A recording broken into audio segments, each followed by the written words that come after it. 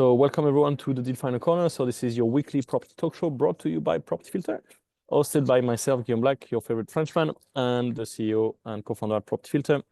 So as you know, Property Filter is the highest rated platform to find deals, and we are here to help our investor find another 1,000 deals this year thanks to the Property Filter blueprint. And the purpose really with the Deal Finder Corner is to give you more and the best of the available resources by inviting expert guests like Athena today to share with you the latest, most current strategies, tactics, and secrets, what actually works right now in terms of finding and making deals and the reality of systemizing a high-performance business in property. So really it's my pleasure to introduce my very good friend, Athena Dobson, on today's Deal Finder Corner.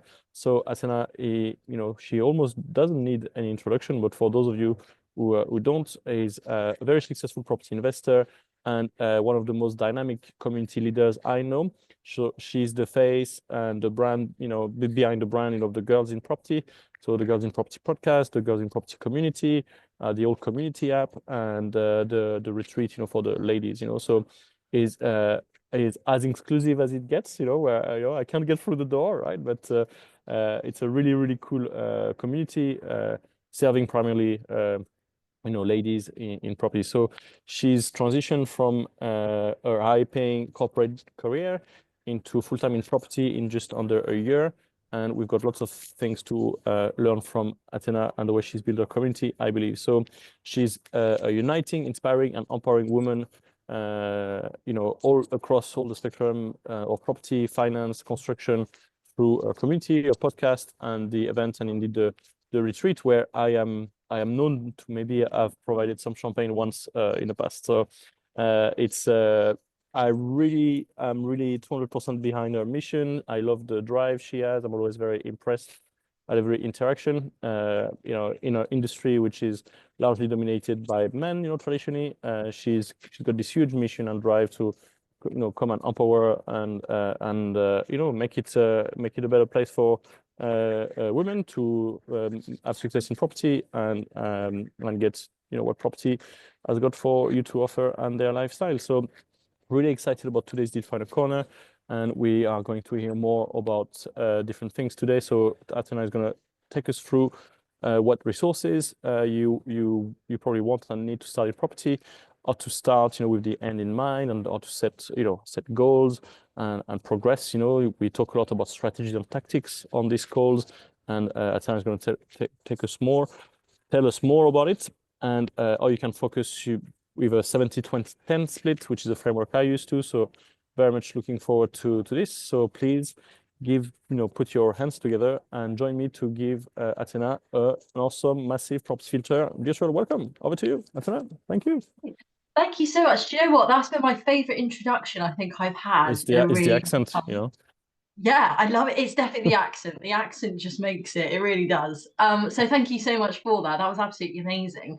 And yes, I just want to say, Property Filter have been absolutely amazing in the support that it's given for the Girls in Property. And yes, Julie, you were just saying about coming to the retreat if there's champagne. Yeah, literally, he was like, you need to have champagne at this retreat, at this gala. If you're going to be doing none of this Prosecco rubbish, it's got to be champagne. So so if I'm going to put my name to this rubbish, yeah, it's going to be champagne. We had champagne, yeah. So thank you so much for that and all the support that you give. So thank you for that. Now, guys, what I'd love to say first and foremost is, of course, even though, as we've just said, I am kind of the representative and CEO for Girls in Property, that does not mean that that's what this whole webinar is going to be about. This is for every single person who is here, whether you're a man, woman, anything. It's going to be all about the three things that I believe you need and the three key tools that you need to get started in property, and how to actually look at this. And I'll show you how I managed to do it and how we can all help one another. Now, what I will say is that this webinar that I like to do is very interactive. I have sat through many webinars in my time, many. And one of the things that I personally can't stand is when somebody just talks at you for about an hour and then you just switch off and you're like, I don't even know what you were saying half the time. So I'm really up for kind of an interactive conversation. I want to hear from you guys. I want to know what you need in order for me to help. And so what I'm going to ask is that the chat box is really active and really live while I go through this conversation. I appreciate half of you have got your cameras off because you may be at work or something like that, but at the same time, I'd love to know that you are actually here. Thank you. Load more people actually coming on the screens as well. Thank you for that. Appreciate that. Otherwise, it's quite a tough job to do, just to kind of, you know, speak to a black screen, as it were. So if you can put your camera on, I'd really appreciate it. But if you can't, just let me know that you're here and just comment in the chat box as well, and we'll keep it really active and really, really engaged. Okay, so this today is going to be all about the 3 essential key things to unlock property success. And as I said, as I go through it, it's going to be really interactive. I want to have loads and loads of participation, and I want to hear from you guys. So let me go forward. Oh, here we go. Okay, number 1, my first question. Where's my chat box? Here we go. Okay, who in this room invests in property? Give me a 1 if you currently invest in property. Give me a 2 if you're not currently investing in property, but you're investing in something else, or you're in a full-time job. 1, 1, 1. Yep. Of course, it's the property filter community. Beautiful. Andy, not quite yet. Okay. Andy, tell me, what are you currently actually investing in? Simon, what are you investing in? Mark, what are you investing in? Tell me. Is it stocks and shares? Is it gold? Is it silver? Like, are you investing in anything? Simon, investing in myself. Love that. Love that. Okay, cool. So Constance, not yet, but you're part of the property filter community. So is it the fact that you're actually like, I want to get started in property? This is what I want to do. I'm investing in my education, learning, education. Absolutely. And this was me. This was literally me. I went and I did all of this. Absolutely. Okay, fabulous. So we've got some people that are actually investing in property right now, and we've got some people who are just learning. Perfect. So that's a fantastic room to be in and helping each other learn from. So then next bit, let me go forward. Oh, my thing's not working for some reason. Let me try this. Here we go. Okay, so let's take this one at a time. So let's take the people who are currently not investing in property and are just looking at their education. So think to yourself, where might you be right now in your journey? So for example, are you someone who is, as you said, looking at getting the education, you're in a full-time job, you're probably sat at work right now having your lunch listening to this and going, do you know what, Athena, I really, really want to get out of my job. Property is the vehicle that I want in order to get there. I need to learn how to do it. Is that where you are right now? And you're thinking to yourself, I'm currently in a full-time job, and actually where I want to be is replacing my salary through income. This is the direction I want to go. I just don't know who to trust in the industry. I'm trying to get as much information as I can to understand the strategy that I think I want in order to get me there. Or are you actually a person sat there who already invests in property? Are you thinking, actually, Athena, I am a buy-to-let landlord. I've got 5 properties which run really well. However, last year the boiler went and actually half of my profits got wiped on 1 boiler. Is that where you are at the moment? Do you currently invest in HMOs, but you're thinking to yourself, actually, I want to invest in service accommodation. I want to diversify my portfolio. Every single person is very, very different. Every single person is very, very different in their journey of where they are, basically. And so as a result of that, it's really important just to think to yourself, well, where am I in my journey and where do I want to be in that one? Sorry, just coming out. So I can't see the chat box at the same time. So let me just carry on. So where might you go forward? Where might you want to be instead, as I said? So now you're thinking to yourself, okay, now I have this vision where I'm no longer at work. I'm actually watching this from my garden with a cup of tea, doing my own hours and thinking to yourself, this is where I want to be instead. I'm now left my full-time job. I'm now in property full-time. I've got 5 cash flowing properties that replace my salary, and this is where I want to be. Or is it that a year ago you were investing in HMOs and now therefore you want to be investing in serviced accommodation? Where might it be within that one? So really think about that as I go through this, because I'm going to be making reference to this again. So throughout this whole presentation, please think to yourself, where are you now and where might you want to be instead? And the question that I always pose to everybody, and it's the question that I posed to myself when I first started, is if you do want to change where you have been to where you want to be, do you agree to get you there that something needs to change? Now, I can't actually see the chat box anymore. The chat box has completely disappeared for me. So instead, can you just, oh, here we go. Chat box is back. Lovely. Thank you. So could you put a 1 for me if you agree that to change, that something does need to change in order to get you there? And at the same time, put a 2 if you disagree. Somebody disagreed with me the other day and put a 2, and she was very valid in her opinion about that. So if you disagree, no problem at all as well. Need to start viewing and investing. Okay, that's fine. 1, yeah. This is cool. Yeah, 1, 1, 1. Perfect. Great. So we're all in the same thing.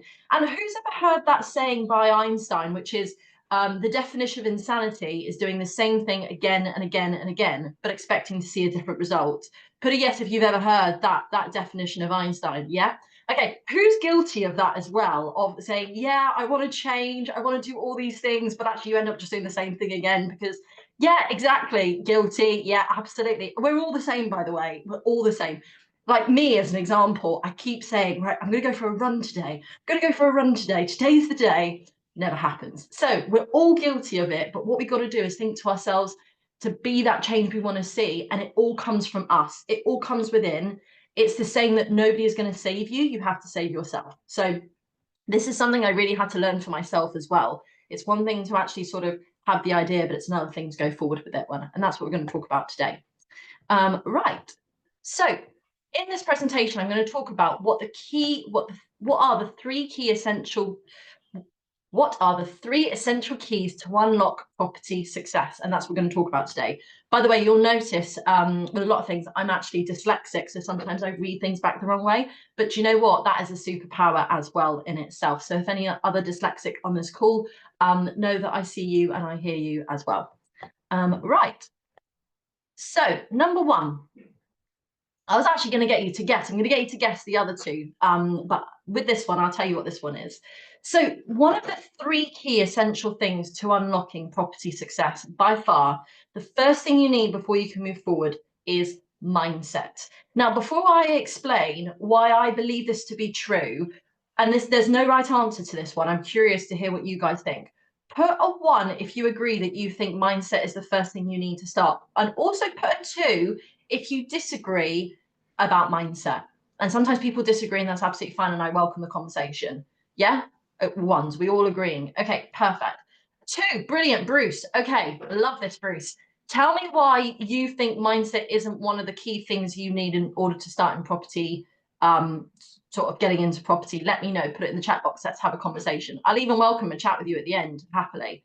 Yeah, and point out 100,000%, wonderful. I need to drive first. Drive what? What are you driving? Talk to me at the end. Tell me what you're driving. Okay, psychology. Now, something happened the other day at an event that I was at, and I found it absolutely baffling. I was at an event and a person got up on stage and they came to the front, and this is a well-known person in the industry. And they said, right, guys, today I'm going to talk to you all about mindset. And then he went, no, I'm just joking. I'm not going to talk about that rubbish. I'm going to talk about this instead. And I remember being so angry, sat in my chair, because I thought to myself, why would you do that? Why would you say that mindset is silly or you're not needed? Because I tell you what, the one thing I learned by far when I started my property journey was that I didn't have the right mindset to start.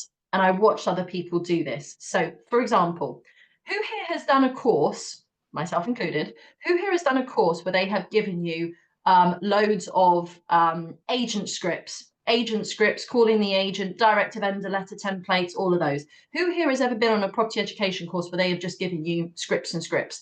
Yeah. Give me a 1 if it's a yes. Yes, yes, yes. Yeah. Anyone else? Yeah, perfect. Exactly. Right. Now, do me a favor, and I want you to be really honest about this, and I'm going to tell you why in a second, because I've probably gone through the exact same thing that you have as well. Give me a 1. Actually, no, give me a 2 now so I can see the differences. Give me a 2 if you didn't do anything with those scripts, myself included. Give me a 2 if you instantly didn't do anything with those, right? 2. Anyone else do nothing with them? Yeah? Yeah? Okay. The reason is it's not your fault.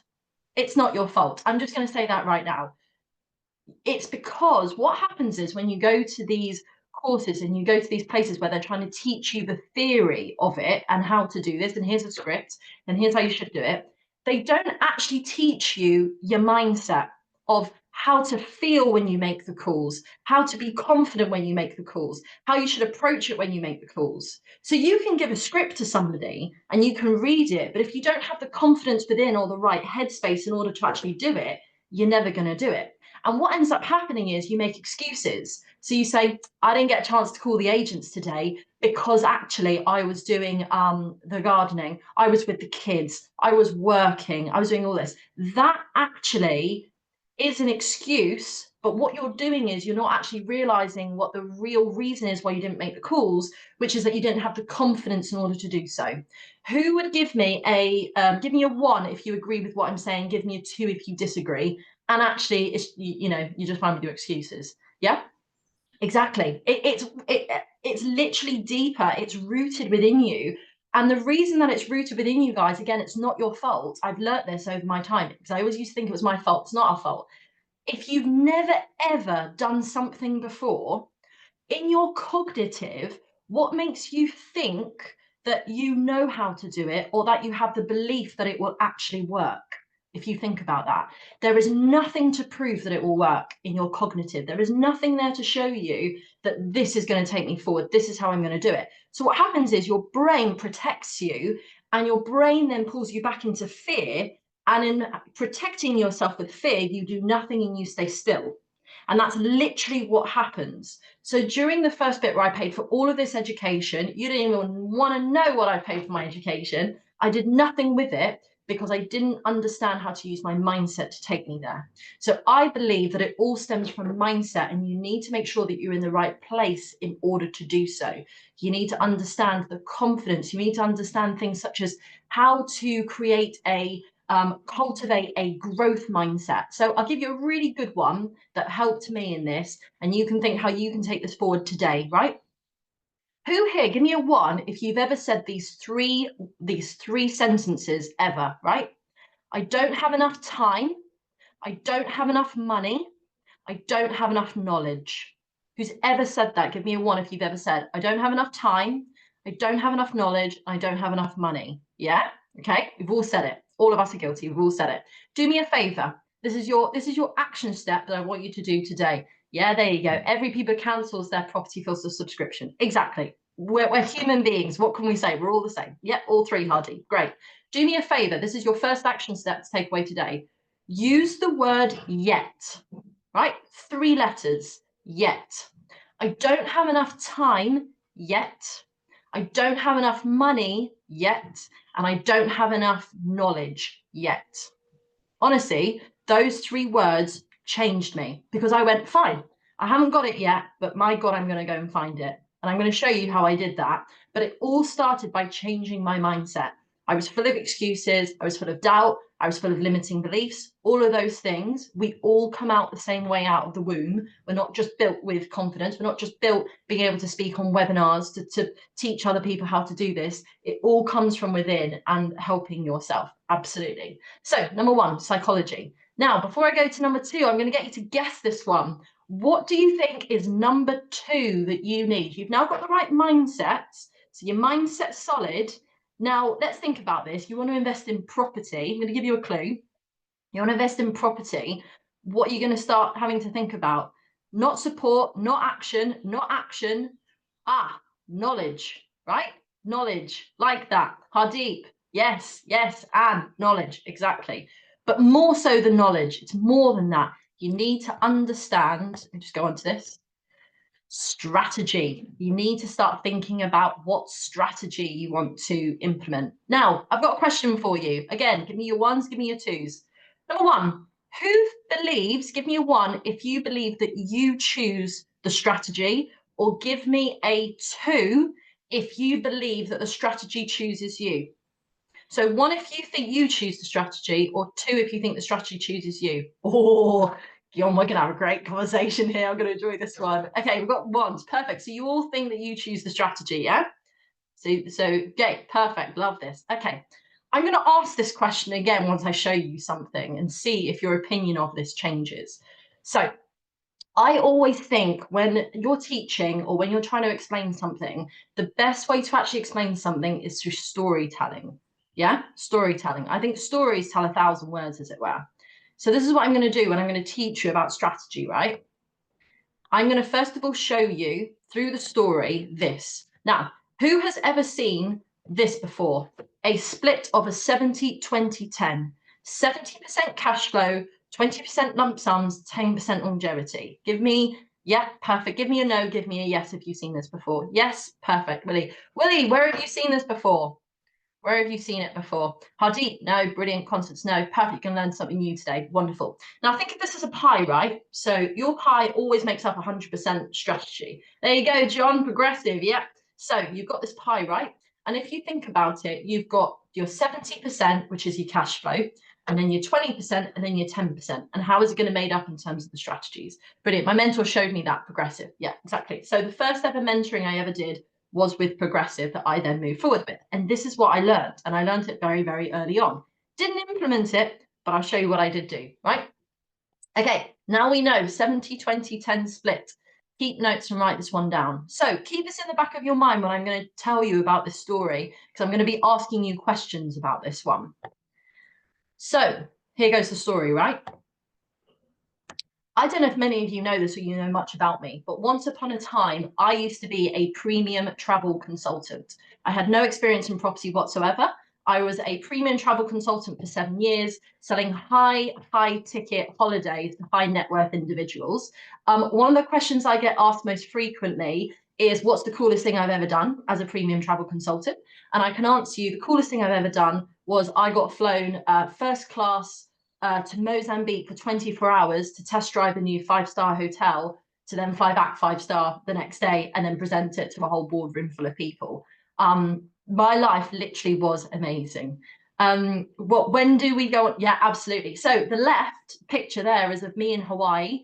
The middle picture is of me in Canada, and the right picture of is me over the Grand Canyon. Literally, that was like 2 years ago, as it were. It was absolutely amazing. And I had the most amazing life. I basically have traveled to 6 out of 7 continents, and travel is me. Now, a really interesting question I get asked all the time is, and I don't know if anybody else feels this way, if you were to cut me down the middle, like literally cut me down the middle, it is not property that comes out of me. Property does not spew out of me like this. Absolutely not. Travel spews out of me. Seeing the world, culture, food, that is what's in my soul. That's what's in my heart. What property does is property gives me the vehicle to actually live the life that I want to do. Exactly. Simon, I'll carry your luggage. Absolutely. Let's go. You know, but travel's actually what's in my blood. Like it always has been from an early year, and it continues to be that way. So anyone ever wants to talk travel with me and tell me like the best place they've ever been to, then tell me. My favorite country in the whole world is New Zealand. I adore New Zealand. Amazing. But one thing that's really important just to mention, guys, is what happened to me, right? So picture this: 7 years premium travel consultant, living the high life, commission-based job, right? On average, I was earning between £5,000 to £6,000 a month, living at large, was high up with all the CEOs. I probably would have become director of the company by now, most likely. That's just the trajectory that I was on. Now, travel, we found out, is actually a risky business to be in, isn't it? Because who remembers what happened back in March 2020? What happened in March 2020? Yeah? Come on, guys, you know. Yeah. Yeah. Exactly. COVID, right? Now, I had a commission-based job in the travel industry. Yeah? What do you think happened to my job? What do you reckon happened to my stable, wonderful, perfect life? Yeah, bye-bye. Exactly, Julie. Bye-bye. Yes. So I'll tell you exactly what happened. So it was, I can't remember the exact day, but it was one of those evenings in March 2020 when we were all sat on the sofa and nobody knew what the hell was going on, literally. And sat on the sofa, and Boris came up on the screen. And do you remember that? Do you remember when Boris came up on the screen and he said to everybody, stay at home, stay at home. Yeah. Who put a yes if you remember when Boris literally did that whole conversation of stay at home? Anyone remember that? Or was it just me? Yeah, perfect. Exactly. Now, I reckon 30 minutes after that that TV presentation happened, I got an email from my company said, you are furloughed until further notice. That was it. You furloughed until further notice. And I remember thinking to myself, oh my God, like it's a commission-based job, guys. Like, what am I going to do? How am I going to live? So because it was commission based, what we basically did was we went on to one of the lower ones. They managed to work it out how it was, but we basically got like a basic salary, what everyone else sort of got during furlough. But then as time went on, I basically started to think to myself, oh my God, what does that actually mean for my job? And it kind of woke me up a little bit. So here's what I did, right? I, first of all, for about 2 weeks, felt very sorry for myself and ate a lot of Ben and Jerry's ice cream and watched a lot of Netflix and a lot of Disney. But then what I actually did was I started to get very bored. And when I get bored, I like to start learning. Who else likes to learn? I love to learn. I love to learn languages. I love to learn like new things. Who else loves to learn things? Yeah, yeah. We, absolutely, exactly. So when you love to learn things, I thought to myself, I was doom scrolling through Facebook one day and I came across a 2-day, was it two? It was either 2 or 3. I think it was 2-day at the time, online property education course for £99. Who's seen this or been on this 2-day £99 course that you can go on, as it were? Yeah, there we go, Neelam. Andy, yeah, you know the one I'm talking about. So I clicked onto it and I thought, well, I'm bored. Why not? You know, property, safest houses, you know, all of that. Why not? And so I began to learn about property. And me being me, and one of the things you'll always find out about me is I think basically that I can do anything. That is what I think. So I go, yeah, I could do that. How hard can property be? I could do that. So I had savings in my bank account from the commissions that I had received.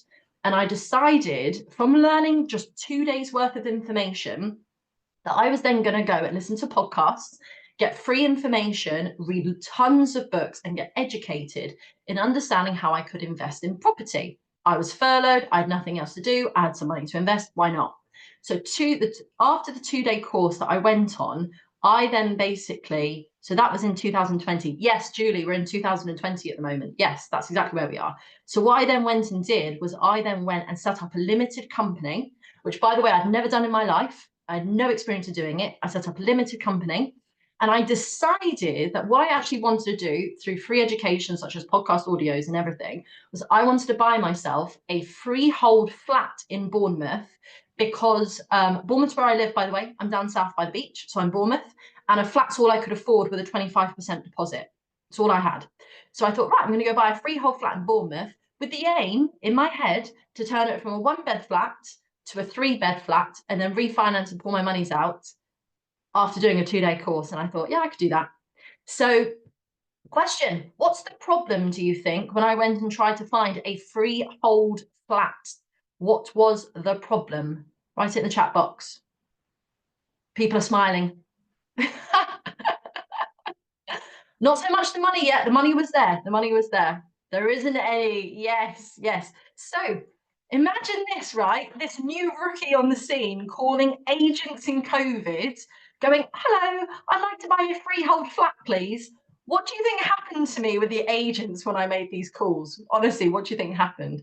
Yeah, but you know what? I don't think property floating around in 2020. Like, oh, I just didn't know about you guys. I didn't know if you were around. I'm not sure.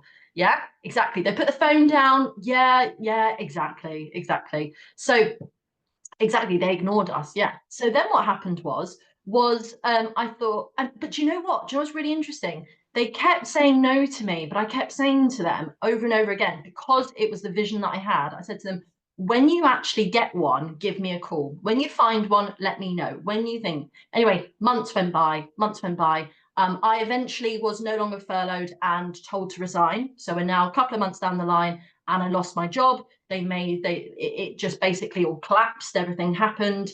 They changed the whole system of commissions and people did voluntary leaving, etc. So now lost my job. So now I'm like, okay, I now need to get a new job and I now have to live off of this money, but I know I want to invest it as well. So we're now a couple of months down the line and the agents are still laughing at me. So this is what happens, right? You know, when people say to you, tell everybody what you do, right? Have you ever heard that before? Tell everybody what you do. And you think, I'm not going to tell anyone what I do. Tell everyone you do, right? I went for a walk with one of my friends called Sarah on the beach down in Bournemouth with a coffee. And I was telling her all about what was happening at the moment. And I said, I'm still trying to find, I don't know why, I've just had this vision. I'm trying to find this freehold flat in Bournemouth. And my friend Sarah said to me, my dad knows someone who is selling a freehold flat in Bournemouth. And honestly, this happened. And so I went, no way. And it happened to be a female portfolio landlord who was giving up all of her properties. I couldn't buy them all, I could only buy one. And so with that information, I went and I basically found my little property. Oh yeah, the C word, as I mentioned, which is this. Now, you're probably looking at this and going, it's not a flat, that's a whole house. Well, what happens is it's basically that I own, and I still own, by the way, and I will never give this up, and I'll be giving this to my children one day because it is my baby.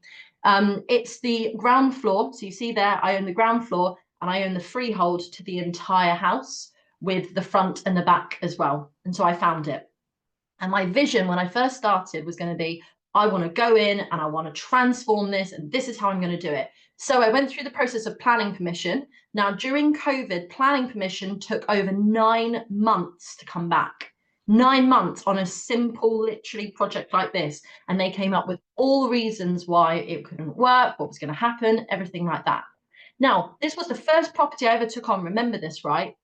So when I actually took it on from the woman, I actually had a lot of problems with this property. She actually turned out to be quite difficult and knew that I was inexperienced, and so she actually told me that she was going to raise the price by 2.5 grand 2 days before exchange, and if I didn't, she was actually going to pull out. And I remember this happening to me and thinking, you know, really emotional about it, thinking, oh my God, should I still do this? And I got the best advice I've ever been given before. And I hold it today and I pass it on to you guys, which is let go of the emotion. Yes, you're angry. Yes, it shouldn't be done. But does the deal still work? Do the numbers still stack? And for me, the numbers still stacked. And so I went ahead with it. I disagree with what she did. I disagree with the process that happened, but I bought it because it was the right thing to do in terms of the numbers. Now, you can imagine COVID was a bit of a tricky one during this time in terms of what types of properties you were taking on. So what happened with this particular property was that the tenant that was currently in here had to go back to their country because their family went back, but they were unable to go back. So they left in a hurry. So when I took this property on, it was full of all of their stuff.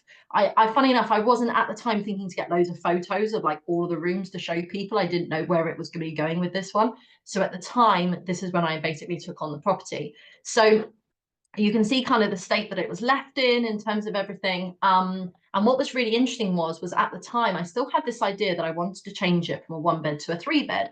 But because the planning was taking so long to actually come through, I stuck with it as the 1-bed for now. So what I basically did was I got go back on Checkatrade. I literally went onto Checkatrade. I didn't really have contacts. I didn't really have networking. I literally went on Checkatrade and I was like, I need carpets, I need plasterers, I need painters, I need everyone that I can think of, and literally got the whole team in. I learned about timing, scheduling, the fact that you had all of these bills while it wasn't tenanted, etc. But this literally was able to be turned around really, really quickly. And what I decided to do, because actually when I did the numbers on this and it was ready to go, I decided that actually turning it into a 3-bed at the time wasn't the right thing to do, because I started to get advice from other people and they started to look at the numbers and they were like, it doesn't work when you go to refinance it. You've bought the flat for too much money. The flat costs too much money in order to make this work, basically, and you're not going to be pulling out the monies that you want to. So I decided in the end to just do a straightforward, really light refurb, and just pop a tenant in it to get it cash flowing to make me some money with my deposit of my 25%. And I turned it into this. Now, this has had only 2 tenants in since 2020. So 2021, beginning of 21. And literally, it has been absolutely amazing. Is it the best deal I've ever done before? No, definitely not. It cash flows me now with the whole mortgages. It cash flows me about 400 and something sort of after tax. So I'm not saying it's breathtaking. I'm not saying it's like, oh my God, a unicorn deal, all money out. Definitely not. But it has my soul because it taught me the lessons that I needed. Who else gives me give me a 1 if you have that property that you learn all the lessons with? Like, it was the property that taught you everything. Yeah, exactly.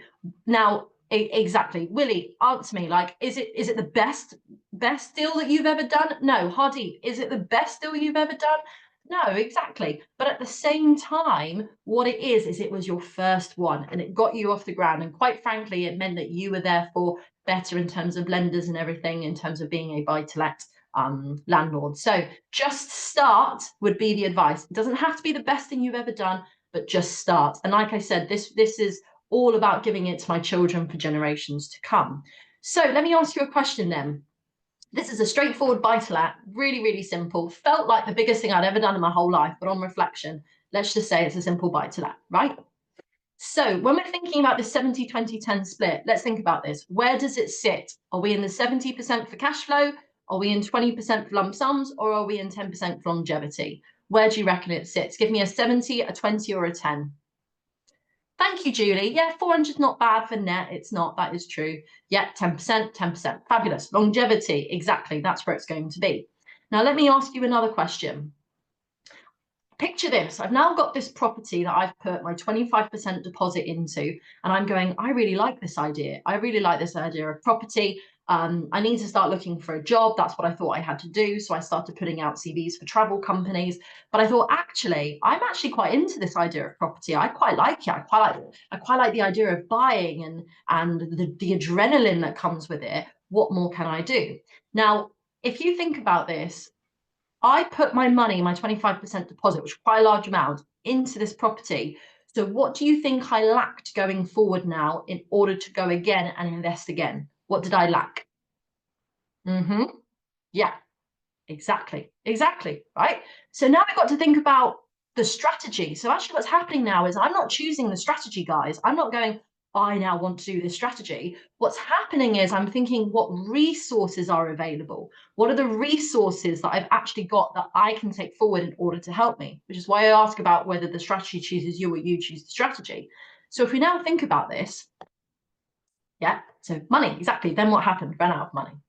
So now, where do I need to be sitting in order to do this? 70, 20, 10. Where am I sitting, guys? Yeah? Come on. I know it's lunchtime, but let's keep energy. Let's keep it up. Yeah, thank you so much. Exactly. 70. Exactly. Perfect, guys. So I tell you what, actually, let me test all your knowledge. Give me some cash flowing strategies. What could I have done, right? What's cash flowing? Talk to me about assets that you can control instead of own and all of that. Yeah, exactly. You know where this is going. So I then took on this project. Now, who thinks that I own this project? Do you think I own it or control it? What are we going with? Own, control. Which one? Control, yes. So I began to learn all about rent to rent. Now, rent to rent, anyone off this call who wants to talk to me genuinely about rent to rent, come and talk to me. I will tell you the good, the bad, and the ugly, right? Me and rent to rent have an interesting relationship. I'm not one of these people out there that tells you can get rich quick in 90 days with rent to rent. That is not my style. There is some good points to rent and there are some negative points to rent. If you are going to go down that path and you do want to do it, come and find me and come and talk to me. I will tell you the truth behind it, right? But what did happen is I took on this, which was a rent-to-rent HMO. Now, we took this on from a landlord who basically did not want it anymore. And I want to say this, right? With rent-to-rent, this property came from, I reckon, about, on average, this is not a fact, on average, I want to say 2,000 letters, 15 calls to, like 15 as in 15 calls with landlords, different landlords, etc. 5 viewings, 1 deal, right? That's the reality. So people who tell me that they send like 20 letters for rent to rent and that it doesn't work, I'm like, yeah, because you need to send 2,000. You need to send 1,500, right? It was a landlord letter. Yeah. So basically what I did was I had a direct to vendor letter. I got the HMO register. So I'll tell you what I did. I got the HMO register because it's an Article 4 area. So I got the HMO register and I literally went through all of it. And I sent letters saying, this is our company, this is what we do, we'd love to have a conversation with you. Now, I'll tell you a story actually really quickly, this is important to say. I'll tell you the first call, literally the first call I ever got was, you know how you can set up these calls that come through, for example, and they, yeah, thank you, exactly, that's exactly what happened, 2,000 for 1 deal. So you can put your telephone number, you can put like a different telephone number using companies that you can put up. So it was like an 01202 number. So when it came through to my mobile, I knew that it was going to be a letter call. And I remember the first time I was so excited to receive my first letter call. I was like, oh my God, the phone is ringing. I'm so excited. I was like literally like a Cheshire cat. Picked up the phone. This woman, my first call, this woman screamed down the phone at me, because I'd written the letter to her dead husband. And I'd addressed it to her dead husband. And so she said to me, you brought up all these memories for me. I'm going to sue you. I'm going to do all these things. And I remember putting the phone down and I just literally burst into tears. And I went, this isn't for me. I'm not going to do this. I'm not built for this. No way am I doing this. And what I actually did was I called my friend who's in the industry, and she literally said to me, don't worry about that. It happens all the time. Welcome to property. And so it made me feel a lot better. So what I'm saying is, who's ever experienced, by the way, like a landlord, if you're doing rent to rent, like ever being rude to you, a call not going the way that you wanted it to do, somebody like dismissing you? Give me a yes if you've ever had that happen to you. Yeah, Willie, exactly. Yeah, exactly. You're the rude landlord. You better not be. It's really disheartening. Yeah, I'm obviously a landlord now as well, and I get these calls all the time. I get people coming to me all the time. I'm obviously very, very respectful now because I know how they feel. So I try and let them down, but in a gentle way. But exactly, they get deluded letters. Yeah, I know, and they probably receive letters all the time, and they do. But at the same time, it's one of those things. But it does work. It does work. Don't ever think it doesn't work. So anyway, carrying on with my conversation. So we took on this property. We spent just under £6,000. So we spent about £5,000 on the refurb, because when you take on a property for rent to rent, you usually have to be the one to put in all the works. What happens is, just to let people know for educating, you'd never take care of anything structural. So anything structural is the landlord's responsibility, but anything cosmetic is likely to be your responsibility. That kind of usually is the way. Now, this was grubby, this was horrible, this was a student accommodation, this was empty, nobody wanted to stay in it. So you can imagine the types of things we found, had to clear out, all of that. But I'll show you what we turned it into. We turned it into this for professional tenants. So we've now got beautiful accommodation. One thing I would say, because people ask me about this all the time, it's one of the most profitable ones we've ever had, but one of the weirdest ones we've ever had, because technically they're not en suites. You see in the corner there, they're like these random shower things just there. The landlord and the owner refused to put up stud walling. He just wouldn't do it to make them into en suites. So you see, we've had to add these like Japanese kind of like blinds to come around to give some privacy. So it actually was fine. The tenants actually didn't really have a problem with it. We had to get loads of ventilation and everything like that. But it was a bit odd in the respect that when people used to walk in for the viewings, they were like, there's a shower right there. And we're like, yes, functioning shower. But they liked it. And it actually worked really well. But just showing you that one, because it was definitely an interesting one. But these were the types of properties that we used to create. So we used to take on student properties and we used to turn them into professional HMOs. So on average, the average age would be between 20 to 40. On average, sometimes we get higher. We wouldn't really go lower than 20, but we'd go sometimes higher. And they would be teachers. They would be, oh my God, teachers, nurses. We'd have engineers. We'd have all sorts, basically. But we went through that process. And by the way, when you're doing rent to rent, you usually self-manage. So therefore, I was now self-managing all of these properties. And what I then decided to do once I got up, because basically what happens is all the cash flow starts coming in and then it starts building up, and then you go and get another one and another one and another one. Now, what I was able to do through this was I was able to understand how the cash flow system worked. And I started to go, okay, you can actually make money from this. And then I got shiny penny syndrome. Absolutely got that. And I decided to then open up my own company for rent serviced accommodation. Because of my background in terms of hospitality and travel and everything, I thought I could do serviced accommodation really well in Bournemouth. The issue is in Bournemouth is it's extremely saturated for serviced accommodation. And what we did, which is the wrong decision to have done, is I made them really over the top and really flamboyant and really like out there. I'm talking like flamingos on the wall, beautiful coffee machines. Like I really went like over the top. But I'll tell you what the problem was with that. When we used to send the photos to contracting companies, and we used to have, I used to try and find like insurance companies and things, they always used to say no to me in terms of trying to put long contractors in there, because they were worried about the insurances in terms of protecting against damages against the property. So actually my advice would be is sometimes don't go over the top, don't go over flamboyant, because then you actually create a niche market. You want to make it that you can actually get long-term bookings in as well. And that's something that I definitely learned going forward. So imagine this, I've now got rent to rent HMOs, rent to rent service accommodation, managing everything.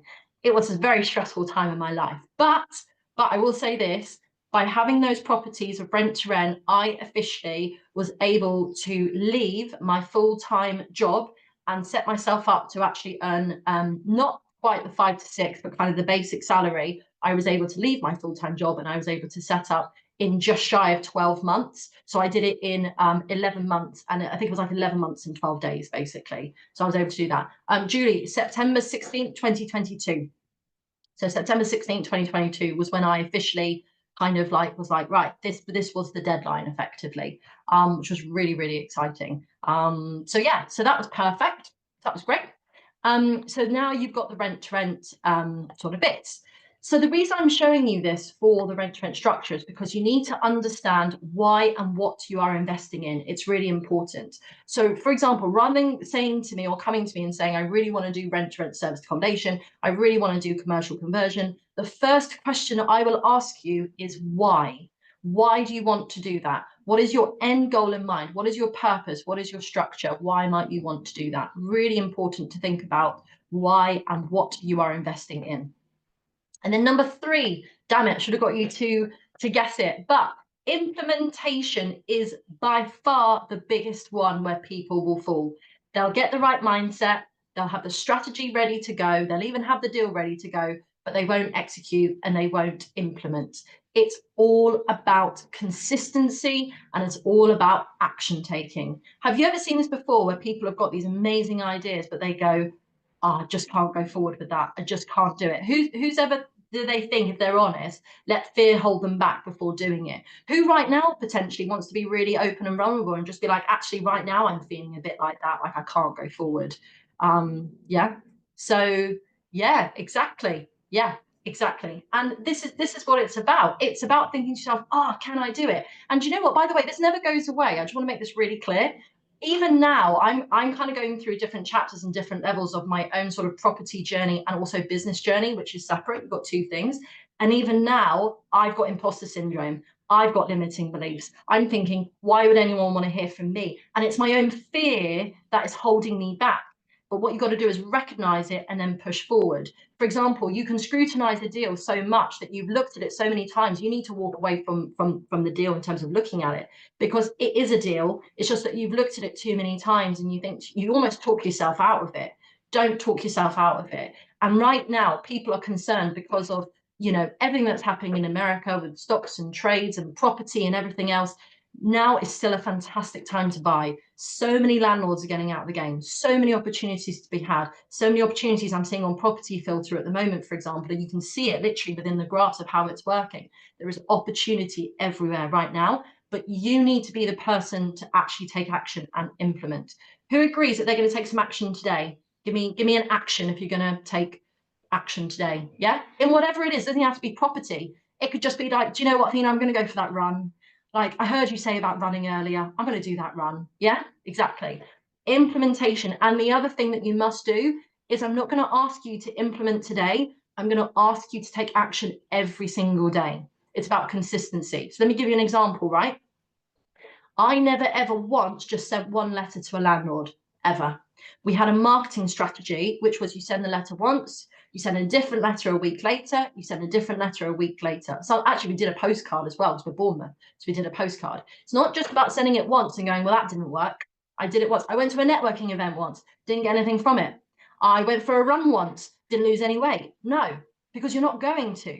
You need to keep consistent. You need to show up every month for the networking events. You need to send the letters again and again and again, exactly through that. Whether rent to rent through letting agents or direct to vendor, both. We had a really good relationship with the letting agents. You've got to know how to talk to letting agents, and you've got to create those relationships. Guys, if you're going to be talking to estate agents at the moment, it is Easter, right? Easter's coming up. Use Easter. Go get Easter eggs. Go get Easter something and be like, well, it's Easter.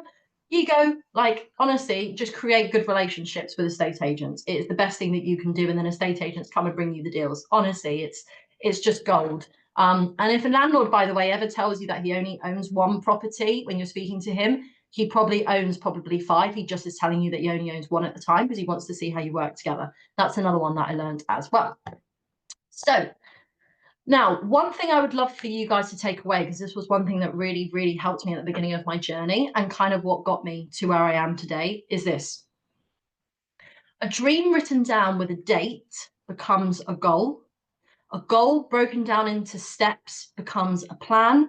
And a plan backed by action makes your dreams come true. Right? For me, that was so powerful when I first started. So one more time, a dream written down with a date becomes a goal broken down into steps becomes a plan, and most importantly, a plan backed by action makes your dreams come true. And we have the sole purpose and responsibility and will within us. Every single person sat here on this webinar today, you've given up your 1 hour instead of being in the sunshine to listen to this. Today, give yourself permission to take that action to take you forward. You're the only person stopping you, literally, you're the only person stopping you. And that's one thing that I learned, and that's one thing that then drove me to where I am today with everything that I do. And what's important to note is you can literally go from being, say, the travel person, like I'm showing here, as it were, to having that key photo. Now, I've stopped doing this because, you know, I now find the whole thing cringe. But at the beginning of my journey, I was that girl. I was like, look at me, key. And I'll be really honest with you, just because I actually don't mind saying it. It's fine because it's just a reality. That photo taken in the middle, right, with that screw, I was the most rubbish flat pack person you've ever seen in your life. To put up a cabinet used to take me like 2 to 3 hours, I reckon. I was rubbish, beyond rubbish. Now I'm literally just like, give me the drill, bum, bum, bum, bum, bum, off we go. Because you've got to practice, you've got to remain consistent. But at the time I was like, oh, picture, look at me. But now literally I don't even take a picture. I'm just like, you know, let's go, bum, bum, bum, next. So yeah, love a cool key picture, exactly. Yeah, I know. I just feel so young in these photos as well. But yeah, it's brilliant, and it's just great. So make sure you are proud of yourself, make sure you take photos, and just be really proud, as it were. So as I then begin to network, by the way, can I just have a time check? How am I for time? Am I okay? What's the time? Yeah, we're here for another 10 minutes or so, yeah. 10 minutes. Mm-hmm. I've got 10 minutes. Is that with Q&A? Oh yeah, it's okay. We can go over a few minutes. No worries. Yeah, don't worry. Okay, I don't want to take too much time. So basically, then no what stress. I began... It's family here. So yeah. Okay, perfect. Are we all enjoying it so far? Are we okay with timing? Is this useful? Yeah, we good? Give me a yes so that I know if that's okay. Yeah. Anyone else? Yeah, perfect. Okay, thank you so much, guys. Appreciate your energy. Thank you so much. So basically, what's important to note is what I then began to find as I began to then network. Because don't forget, before, when I purchased my first property, I wasn't networking. When I went through the whole rent to rent thing, I wasn't, believe it or not, I wasn't really networking. I wasn't really like, oh, this is what you're meant to do. This is how you do it. I wasn't doing that. So I decided to go to my first networking event, having a couple of rent to rents, but I went. Now, question, guys, what do you think I found when I went to my first ever networking event? I'm going to ask you a question, right? Let's just say at this networking event, there were 45 people in the room, 45. But how many do you think were women in that room? I asked this question to the guys and I asked this question to the girls. Guys, please don't switch off when I talk about this, because think about your wives, your daughters, right? It's an important conversation to have.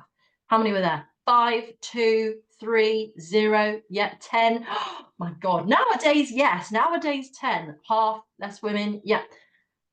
3, including myself. 3 were women in a room of 45 people. And that was my first ever networking event, right? My first one. Now, I like to think that I'm a relatively okay, confident person. I like to think that, right? Slightly more confident now than I used to be. But so I trundled on over to this group of guys who were clearly knew each other, clearly were in this group, who were drinking and everything. And this wasn't recent. This was back in 2022, because that's when I left, so 2022. And I was chatting away to them, and I was like, oh, trying to make small talk, trying to make jokes. And they were making inappropriate jokes and the conversation just didn't feel quite right.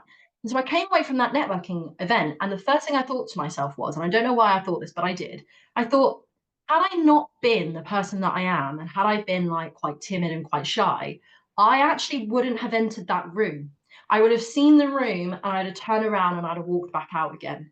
Who here is not that confident with networking? Who here is a little bit more timid with networking and a bit more shy? Is anyone here quite shy, or are we all quite outgoing? Give me a shy if you're quite shy. Yeah, me, Constance. Yeah, so Constance, if you're in a room full of like 45 people and only 3 were women, potentially you might not have felt that. The shy people not commenting. Good point. I see you, shy people. I see you. So then what happens is I said to myself, do you know what? Just for now, because I'm new to networking, I want to just kind of network with women. That was my feeling. That's how I felt. I felt more comfortable there. I thought they could relate a bit more. It just felt a bit too much for me. So first thing I did was I went and tried to find networking events for women. Now, remember, this is not recent. This was back in 2022, right? This is not current. Now, how many women's networking events in the UK do you think I found for property, specifically for women? How many do you think I found? Honestly, back in 2022. Yeah, 2022, zero. Zero. What I did find was in New Zealand, there are these girls called Female Invest. There are 2 of them, and they were doing a podcast about investing for women. So I used to listen to them. But I thought to myself, how can there be no events for women in this space? How can it be that way? How can women not be made to feel like they belong, like they're confident? It's a long drive from New Zealand. Yeah, favorite country, but it's a long drive. Exactly. So then what happened was I thought to myself, God, something needs to change. So I spoke to actually one of my friends. It was on my one of my birthdays, and I said to her, "This is what's happened to me. I don't think it's right." And she said to me, it was me and my friend. She said to me, "Athena, should we start a podcast?" And I said, "Don't be so silly. No one's going to listen to our podcast. Why would we start a podcast?" And she says, "I think we should start a podcast together."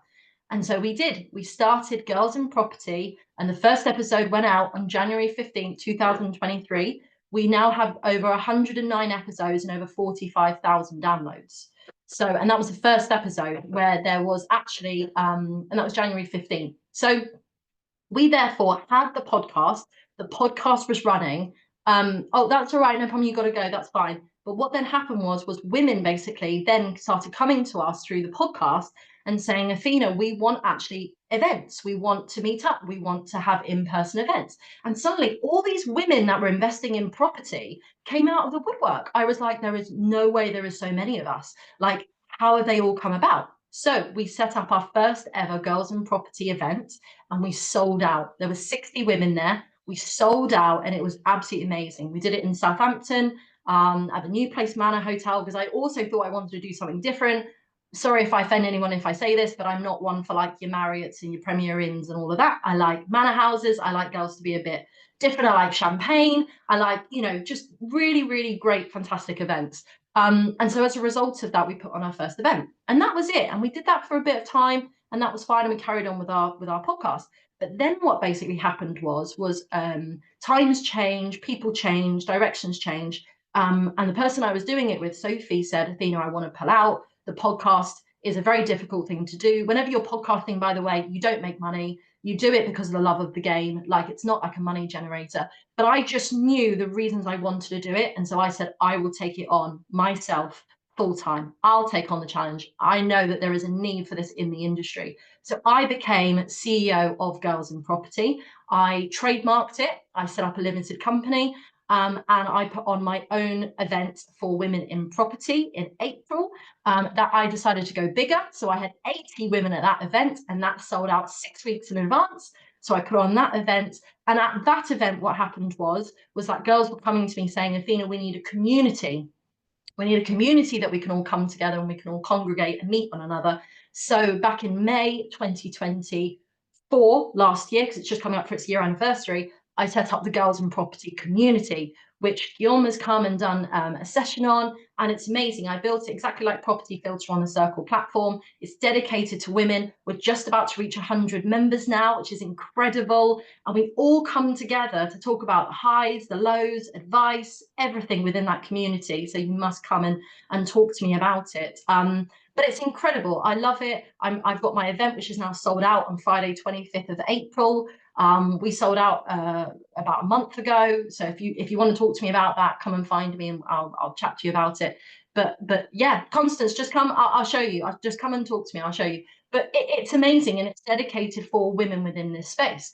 But basically, this is what happened when I went to networking events. So let me just show you this picture. So there you go. That was last year. So that was April 2024. There's a guy in the middle, by the way. And people are like, why is there a guy in the middle? That's my partner. Because we must recognize also that there are good men behind us also, which is really important to say. But that's it. And it was the most amazing place for women to come together. We had fantastic speakers. We had fantastic people. And it was just a place to feel seen and heard. We were able to talk about anything we wanted to talk about, from being a mum or anything. And you know what, guys? Like when I'm saying this also, a lot of guys come up to me and say, I wish my daughter could be a part of this. I wish my wife could be a part of this. I've had 2 guys this year buy a ticket for their wife to come to the retreat as a surprise. Like, please do also listen when I have this conversation, because it's so important. There are now obviously other communities that are coming forward within the space to now showcase for women, of course, within this, but Girls and Property will always be the OG for property UK events for women in this space, and I'm so unbelievably proud of it. Yes, yeah, you have another follower. Yay, thank you so much. So yeah, it's really important that the space is needed and had. So yeah, like I said, I've got my podcast, so come and find me, Spotify, Apple, wherever, Girls and Property. I've got the that's the in-person circle platform for the community. I do my events. If you want any information, then just come and find me. Now, I'm actually going to skip over this bit because I was going to do a whole like mapping out section for you guys. But what I can do is, if anybody actually wants this, I can either send it to you or anything. But what's important is coming back to this reflection about where might you be right now in your journey and where might you want to be instead. And I want you to think about this, right? When you're reflecting on your things, really think to yourself, what action have you taken this year already, now that we're in April? What goals have you set yourself? Give me, tell me, write goals if you've already set yourself goals this year. Let me know if you've already written goals, because goals are so important to know where you're going with this. And then if you ever want to talk to me about the GROW model, I'll talk to you about this, because the GROW model is so important. This is how I set my goals. What's your goal? What's the reality? What are the options? And what are the way forward? And how are you going to get there? And what I'll do is I'll send you all the slides so that you can go through this in your own time. But essentially, it's about picking your focus of your areas. For me, what's so important when I'm picking the areas of my focus, it's not all financial, and that's really important to mention. What's important to mention is you look at, right, what actually could I improve in? For me, when I started my business, relationships took a massive tumble. Like, all my relationships, friends, family, partner, all took a tumble. And I'm trying to rebuild that now. It needs to no longer be that the business becomes just my sole focus. It needs to be that I try and keep the relationships that I've already got, not cancelling on friends last minute, not cancelling basically. Health and well-being, massive. I used to have it where I used to try and put in like little wellness sections in my diary. First thing to be taken out. If a meeting needed to go in, I used to take out wellness, I used to put the meeting in. I burnt out twice doing everything that I've just said. I can talk to you about burnout all day long if you want me to come and talk to you about that one. Burnout is a real thing. You don't even need to put it in the chat box, because it might be a really personal thing for you. If you want to share it, might encourage others to do the same. But I'm telling you, burnout is a really serious thing. I mean, Guillaume, have you ever suffered from burnout yourself? I'm sure you have. Like, I have burnout. I have burnouts within burnouts. Yeah. It's a real thing. It's a real thing. It's really important to do. So like I said, I'll be going through all these slides, but it's about structuring your week. It's about creating the 90-day action plan. It's about really understanding what time you've got to actually commit to this, and then set KPIs, your key performance indicators. A quick one, just to explain what I mean by that one. For example, I used to be able to tell when I used to not be able to take properties on, and then I'd look back at my KPIs and I'd be like, the reason I haven't taken on any properties is because I only attended one networking event, I only sent 50 letters, and I only called one agent. That's why I haven't got any calls. Whereas if I'd have sent 2,000 letters, sent gone to 5 networking events and seen 11 agents or something, I might have gone, oh, that's interesting. Why have I not got a property yet? What's the market doing? How can I understand it? So KPIs are really important to understand when you're actually looking at this and setting yourselves. So that's that thing again. And one thing I'd love to leave you all with today, actually, if I just show you this, is actually a gift. which is completely free. There is no cost to it. But the reason I'm doing this is because I believe it is so important for everyone to have this. So this is my free, completely free Mindset Accelerator module. Remember, I was telling you about those 3 letters, which is yet. This is all about cultivating a growth mindset. This is all about really understanding it. And how I've set this up is it's me presenting to you on a screen. I've got a presentation slides that I do all around mindset, and I also do a workbook. I include things such as a limiting beliefs buster exercise in there as well, which is so much fun to do. And I do it with you at the time. So if you think this is something that will really help you in terms of accelerating your journey, then let me know. Give me a yes if you think that something like this would be really useful for you in terms of mindset and things. Is this useful?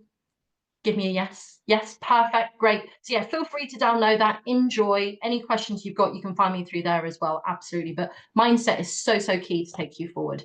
And then for anyone who then does want to find me, you can join our mailing for girls and property. Guys, you can do it too, or hand it over to your wives and daughters. You can join the mailing by literally just scanning that QR code there, and then you'll be in the know of all of our latest events and everything that we've got going on. And then if you're on Instagram, you can also find me at Girls in Property, or you can find me at Athena Dobson _official.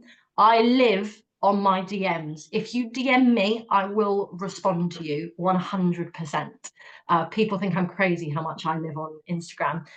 But yeah, so just to let you know, what's happening in the community coming up is we've also got in-person workshops. So I've got in-person workshops that could be happening in Basingstoke as part of the community. In June, we're going to be doing social media algorithm to really understand how to use that for property investing. In September, I've got our sponsor, Kim McGinley, coming on to do a finance workshop all around bridging, commercial, buy-to-let, anything finance. Kim's going to be there. And then I've got the power of AI, which is happening in November, which I'm super excited about. So anything to do with AI is going to be happening there. And that's going to be all the workshops that can be happening. So if anybody would like any information about that, then come and find me. What I will do is I'm just going to go back to that free one again, which is the accelerator if anybody would like it. But I appreciate I might have gone over, and I just respect the fact you've all given me your time today. Thank you so much. And I don't know if we have time for questions or not, but yeah, thank you so much. And I hope that helped and you enjoyed it and felt inspired. Yeah, thanks a lot. Thank you very much, Athena. Really appreciate the time and the things you've shared today. Really cool. And I was making some jokes in the chat because there were a few synchronicity where I would literally type something and then you would say it like a second later. I was like, what the hell, right? So that was quite Minds think alike. Yeah, that's right. That's right. So yeah, and thanks a lot for making the room super active and engaged. I think everyone had a good time. So let me have a look if there's any question. We might have time to do one, and then does anyone have a question for me? I'm more than happy to answer it. About podcasting, community, property, anything. Link for the offer, please. Is that the link you mean for this one? Is it that one, Marilyn? So Julie, potentially, I'm not sure. Yeah. So we had Julie and Jeannie. So Julie, you said earlier that after buying your first property, you got advice that you paid too much for. Oh, you got advice that you might have paid too much for that first property. Who looked at your figures? Were you in some property network or some training? So basically, you had some mentor maybe after that helped you, was it? Actually, so I have had property and I have had mentoring. Funny enough, it was actually the builder. So I became really good friends with actually this builder that got recommended to me. And he was the one who actually looked at my numbers, who I actually am now still in contact with. We go to the Bournemouth networking together. He's a really good friend of mine, actually. Also French. He's a great French guy. And, very kind. And he looked over my numbers. Yeah, he looked over my numbers and he just went, this isn't a deal. This doesn't work. But what's brilliant is I've gone on to do other projects with him, and he now does loads of my stuff. He did my roof for me recently and everything. So I've always gone back to him. But it was actually just through asking people's advice. It's through being open as well. If you were to say to somebody, can you help me? Can you help take a look at this? Do you mind giving me some assistance? That's brilliant. You don't always need to pay to have loads of expensive education from people. It's about I think property is a people business. And I think if you can get good at people, you will win at life, I think, in property. It's about who you know, I think, as opposed to what you know and the right contacts. I don't know if people would agree with that or not, but that's what I think. Yeah, Oh, being in a Hadi, which French guy is your favorite? Possibly Oh, say. that's cheeky. Can't possibly say. Andy, we all know who it is, yeah. yeah, absolutely. I think Andy said, what typically, how long does it take for a rent to SA to become profitable? Do you know what, Andy? This is such an interesting one, right? I can talk about this all day, but I appreciate we don't have the time. Let me give you the shortest answer I can. Have you ever heard people in property constantly say it depends?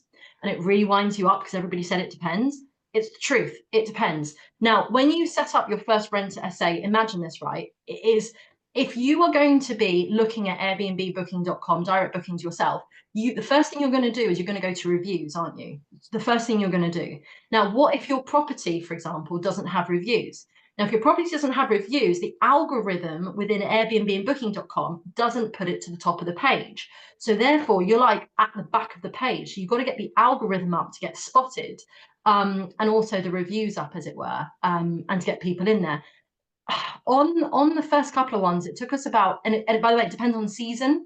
So for example, somewhere like Bournemouth, which is seasonal, if you're coming up to the summer, let's say that it's set up for March, May going in, you're going to profit quicker than if you set it up in September going into the winter. So you're asking me questions, but there are lots of variables involved. But let's say that you were going to set it up for the summer. I would say profit, you're looking about 4 months, I reckon. Like decent, proper profit, about 4 months on average. It could be longer than that, but it depends. It literally depends on everything.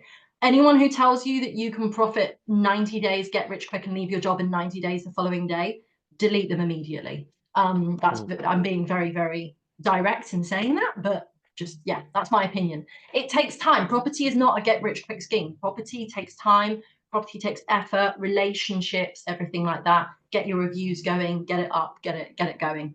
Good relationship with cleaners, good channel managers. Cleaners will become literally your eyes, ears, everything. And get really good automated systems for service accommodation would be my top tips on that one. Yeah. Yeah, whatever you do it fully and properly, right? So if you're gonna go into SA, like just build a SA business, right? Don't just you need to do it properly. There was a question from Ginny. I'm not sure I understand. So that was from I think when you mentioned about the length of stay. So do you say, or did you say it's short-term rental for rent to rent? What term do letting agents understand? So I can't remember the context of that. Who me? What was it? Yeah, I'm not too sure what we were talking about. I'm rereading the question, but I can't figure out what Ginny meant. Is it okay, Julie? Just put it again. If you've got a question, just pop Or it. if you're on, Ginny, you want to ask? Yes, I am on. Yes. Oh, Yeah. hey. Hi. Yes. Hi. Yeah, I was just meaning, obviously, once you're talking to letting agents, what sort of language do they sort of understand? Because I don't know if you actually say the words rent to rent. Do you use that? No, you never say that. You never say Airbnb. You never say any of them things. Airbnb is a bit different. I don't say rent to rent. No, it's what you've got to think. This is my top tip, right? Whenever you go in to talk to an agent, what you need to become is the world's best problem solver.